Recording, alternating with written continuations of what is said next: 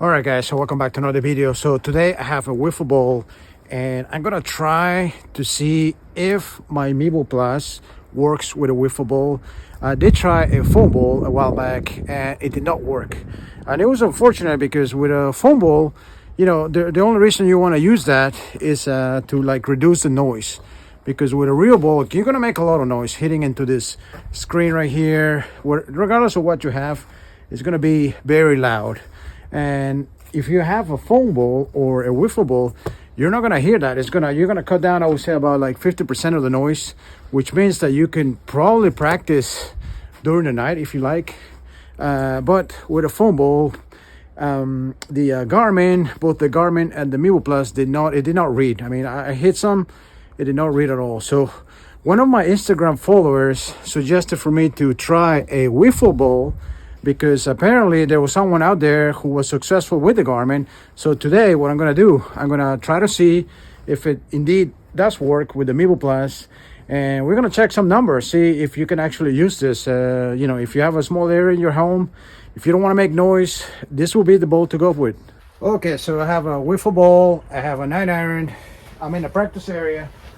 Just have a few shots and see if it actually reads it. You see?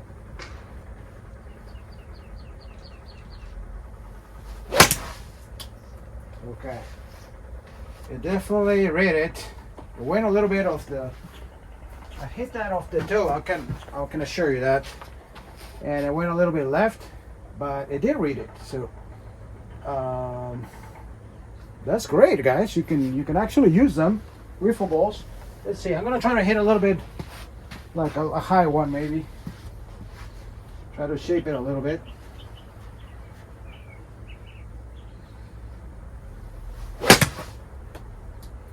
Okay, this one's a little better. I think with the wiffle balls, for me, they go a little lower launch.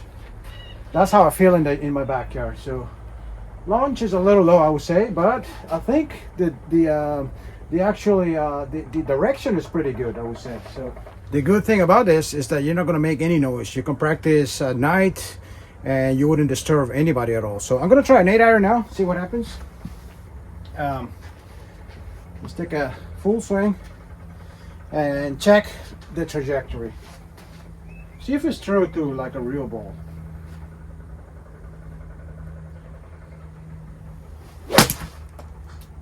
Hit a little bit behind it, I would say.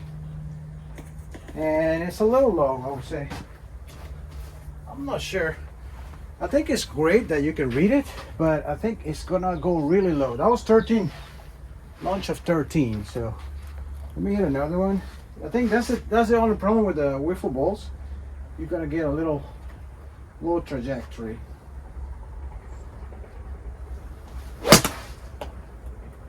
Okay, so that's a little low again, and I'll show you one with a real ball.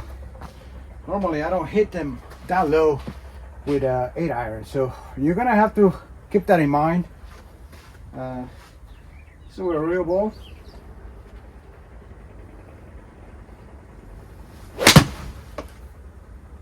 Okay, it's not gonna be, you see that it's not like that low trajectory with a real ball. With a wiffle ball, you're gonna get a little lower trajectory, I would say. But it does read it, so that's a good thing. Okay, so good news is that it does read it with a wiffle ball, so you can practice in your at night, maybe practice. But the bad news is that the launch is gonna be a little bit lower. I'll check the trajectory to see if it's true.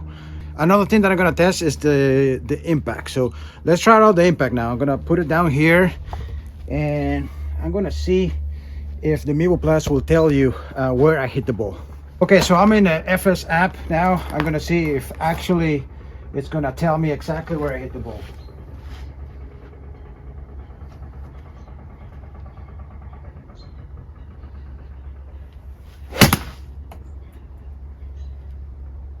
Carry is 92.0 yards. Okay, so it does tell me that Ready. it does tell me where I hit the ball, so that's good.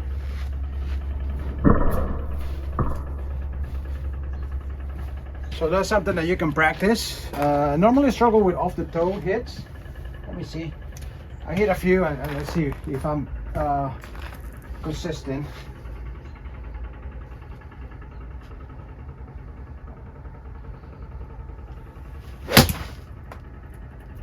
Carry is 82.2 yards. Wow. Okay, so that one is said that I hit it like almost like on the heel of it, and it gave me like a weird reading there. And look at the ball right here.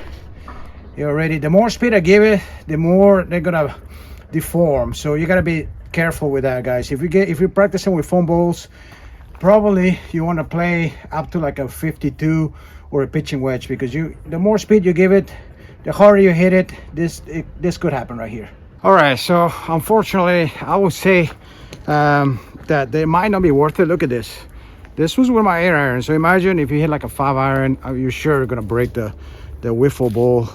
I think these balls are meant to you're meant to practice with these balls for, like, you know, pitching wedge, 52, short distances. And there I would say that you may be able to use the Mevo Plus or the Garmin for that matter. Guys, there you go. It does work with wiffle balls, but unfortunately they do break. So I would suggest practicing up to your I would say like pitching wedge max, and they know that if you add more speed, it's not going to work. It's going to crack.